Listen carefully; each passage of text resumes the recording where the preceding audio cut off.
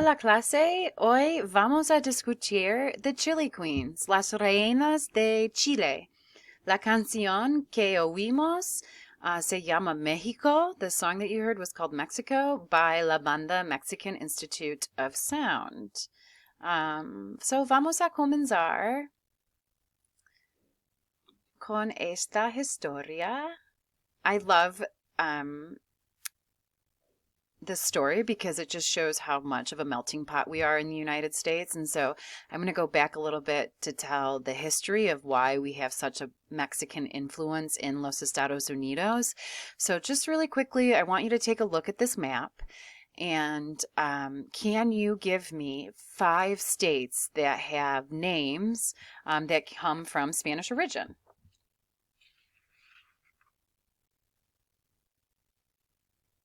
So hopefully you've had enough time to think about it. California might have come to mind for you. So the original California was a fictional place in the 16th century book Las Serras de Aspeladín by Garcia Rodriguez Ordóñez. So actually California was named after the main character Califia, and it was a romance novel. So that's where California comes from. Maybe this one, it means colored. So can you look at all these states and think about which one means colored? Colorado. This is the past participle of colorar, which means to give something color, such as by dyeing. The participle, however, specifically refers to red, such as red earth. And so you can see why Colorado would have this name, colored. Another name that we have means flowered. So, Florida, literally meaning flowered holy day, referring to Easter. So that's where the origin of Florida comes from. Maybe you thought of montaña. The name is anglicized version of montaña, right? Mountain, a word for mountain. The word probably comes from the days when mining was a leading industry in the region. New Mexico might have been the first one to pop to your mind. The Spanish Mexico or Mexico came from the name of an Aztec god. And the last one is Tejas. The Spanish borrowed this word, spelled Tejas in Spanish, Tejas, from indigenous residents of the area. It relates to the idea of friendship. Tejas, although not used that way here, also can refer to roof tiles. And so this is just going to introduce us to our small lesson today about the influence of Mexican food. And what I want you to do next is make a list of as many Spanish cities with names of cities in the United States with Spanish names. For example, Los Angeles, Los Angeles. How many other cities can you think of that have the origins of Spanish? So I'll just give you a second to think about this. Y después vamos a ver mi lista porque hay un montón. There are so many that you can think of, but I know when you're put on the spot it's hard. But these are just a couple. Los Angeles, San Francisco, San Diego, San Jose, Santa Clara, Palo Alto, El Fresno, Boca Raton, Buena Vista, San Pedro. And you guys can see the list of other ones. And these are in California, Arizona, New Mexico, Tejas. We have Mexico, New York, Toledo, Ohio. So why do we have so many cities with the origins of Spanish names? Well, the Spanish had already colonized most of parts of the United States before we started the Spanish-American War. And this is something I love about learning a different language and new cultures, is that you actually get to see their viewpoints and perspectives, which sometimes agree with the American perspective, but a lot of times they have their own point of view and a different story. So just to give you an idea of what I'm talking about, we call it the Spanish-American War, and the Mexicans call it the Mexican Invasion. So that is 2 different ways to describe the same war. And actually, it is the first war in the United States that we were involved in that was started for no reason. The reason was manifest destination, that we believed that we needed to expand from sea to shining sea. And so we started a war with Mexico.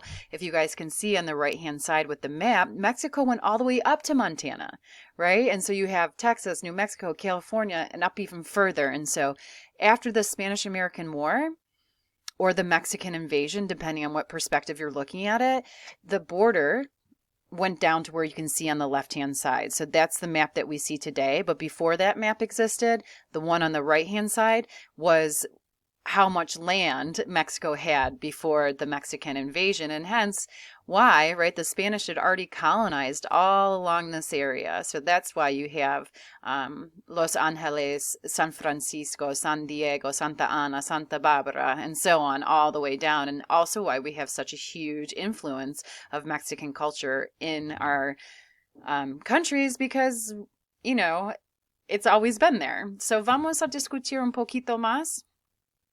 ¿Cuántos hispanohablantes hay en los Estados Unidos? So how many Spanish speakers do we have in the United States? 41 millones. There's 41. So that's quite a huge influence that this has had on us. And out of all those 20 countries, the United States is number 2, right? So even though we're not an official language, Spanish-speaking country, we have the second highest population, only to Mexico. So when did the influence of Mexican food begin? This answer can vary depending on who you talk to, but for the most part, it started around the 1870s, 1860s.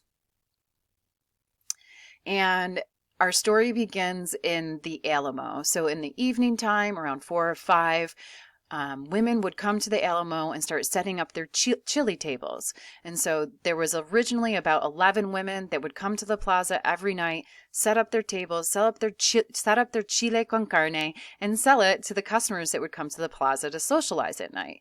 And so this tradition slowly started growing.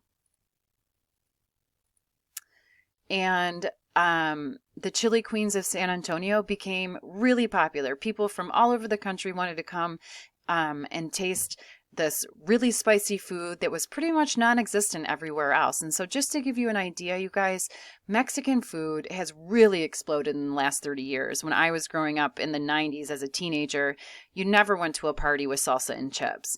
I mean, honestly, I can't think of a party I've been to in the last 10 years where you didn't have salsa chips and guacamole. And so the consumption of avocados alone has gone up 400% in the last 10 years. And so it's amazing to see how Mexican food has slowly influenced us in different parts of the country. I mean, I didn't grow up eating Mexican food. I didn't try authentic Mexican food until I was 21. And so this is kind of the process. I mean, nowadays, though, you couldn't imagine not having Mexican food. And so it's really interesting to reflect on this. So we have the Chili Queens of San Antonio to thank for the chili con carne. And so people would come from all over, you know, not only people in San Antonio would go out to socialize in the plaza because that's what you did in the time, but also people would come to visit these chili queens, and people would write small little articles about them. And so the chili queens weren't just women, right, that were selling chile con carne. They were business women. They made money for their family to go to school, to sustain their family, to feed their family. And so they were really progressive for their time. And oftentimes they sold chili con carne, tamales, and beans for a dime. So that sounds pretty amazing. But they had to be a little bit more clever than this. So this is just a little piece from the Daily Express in San Antonio. The ever attentive, always jolly chili queen, they are good fellows. These chili queens are able and willing to talk on any subject that may be named from love to law. As a general rule, they are bright, bewitching creatures and put themselves to much trouble to please their too often rowdy customers. Every class of people who come to the city visit places and partake of their piquant edibles.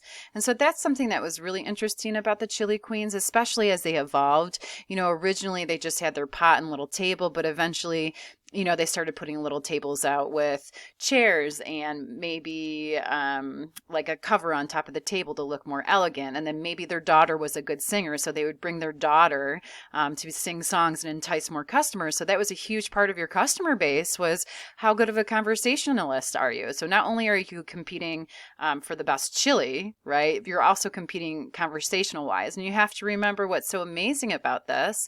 This would happen in La Plaza de Armas in the Alamo. Food is the great equalizer. So you could find the richest person in the plaza and you can find the poorest person in the plaza all eating their chile con carne.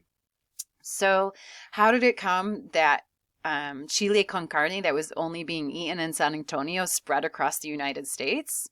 Well, in 1893, the Chili Queens went to the Chicago World Fair. So you have to keep in mind, way back in the day when we didn't have social media platforms where we could get ideas about what was going around the world, we had to go to world fairs. And so the Chili Queens headed on up to Chicago in 1893, where people were introduced to chile con carne. What's really interesting about this time period is that this is right on the forefoot of the industrial period, right, in Chicago, where you start to can everything.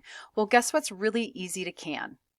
Chile con carne, right? And so, of course, all these other different people get in this process. Chile con carne starts to be canned and slowly infiltrates through American society because also this is so easy. What an easy dish to crack open and make, right? So we also drop off the con carne part with it because it makes it more Americanized. They didn't want it to sound so foreign to people. So chili was much easier to sell than chile con carne. So another part of the story that I love, because it just really speaks to the ingeniousness of immigration and how we all make the society better by what our strengths are. So I'm going to tell you a quick story about William Gebhardt, who continued the spread of chili and chili powder. So this is the journey following the popularization of chili powder and Mexican convenience foods in America through Gebhardt's company history. So I'm just going to tell you a little bit because it's really fascinating. So the name that made chili famous. So this is what I was talking about when we were able to can it for the first time, right? And so this is when it started to come into people's homes. And this is probably early 1900s. So William Gebhardt is the one that introduced this to the United States. He began experimenting with grinding herbs and dried peppers. He probably didn't imagine his concoction would become a staple used in Mexican dishes nationwide, giving people a kick on their tongue for years to come. So also just imagine not having access to different seasonings and spices and then getting a new spice, especially if you're talking about chili, which is so spicy. So in 1875 in Germany, Gebhardt immigrated with his family to the United States in 1883 and settled in New Braunfels, Texas a couple years later. He loved to cook and in 1892 opened his first cafe in the back of a saloon. He reportedly became infatuated with Mexican food after regular visits to San Antonio, 30 miles to the south. He decided to invest his future. He wrote to Mexico and ordered a whole wagon load of ancho peppers to be delivered to New Braunfels. Willie had a dream. He wasn't content to just serve his regular customers his new recipes, even though they were beating a path to his door. He thought bigger than that. He wanted everyone to enjoy chili anytime they wanted. So, the rise of chili powder.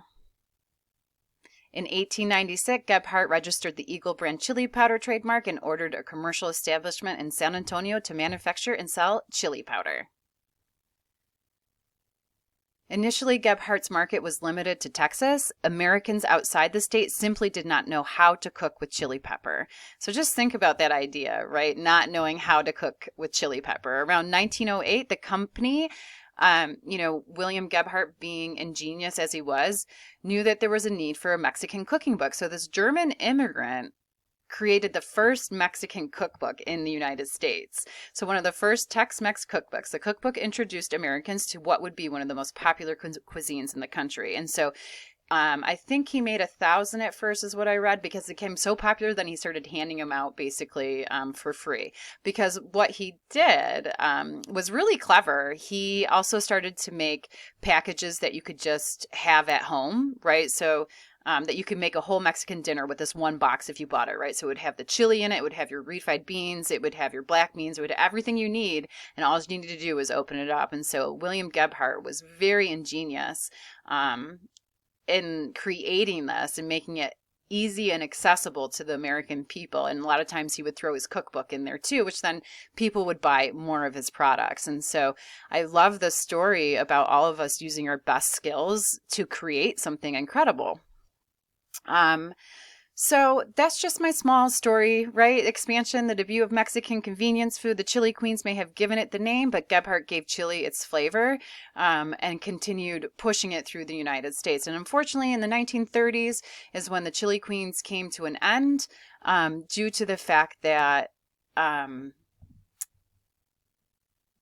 things started to become more regulated. So having a table out in the open with no regulation, not knowing where it came from, became an issue because the FDA had just been created. So unfortunately, even though this was something really important to San Antonio, they had to get rid of the Chili Queens for food and safety reasons. And some went on to open up their own businesses and own small restaurants, and others, just called it a day and didn't go back into that business because it was just so unique to what it was anyways. So another really quick story I'm going to tell you about, and then we'll end our lesson for today, is about Ignacio Anaya. So I talked a little bit about San Antonio, and so there was a lot of military wives down in San Antonio, and a lot of times they would cross the border and search for new recipes, and they walked into Ignacio's place and they told him, they asked Ignacio for a snack, and he didn't have anything, so he went to the back and was like, what am I going to do? He saw that he had some tortillas, so he fried them, cut them up, threw a little bit of cheese on them and a jalapeno on top. He brought them out to the military wives. They went crazy over them, and they were like, Ignacio, what are these called? And I don't know if any of you guys know what the nickname is for Ignacio. Nachos. Right? So he called them nachos. The military wives came back with a new recipe for nachos. And so obviously they can come in many forms nowadays. But if you guys look at the photo on the screen, this is the original version of what nachos are like. And they came from this wonderful man, Ignacio Anaya. So I hope you guys enjoyed your lesson today. You reflect a little bit about where your food comes from and how incredible history is. Que tenga buen día y nos vemos pronto. Ciao.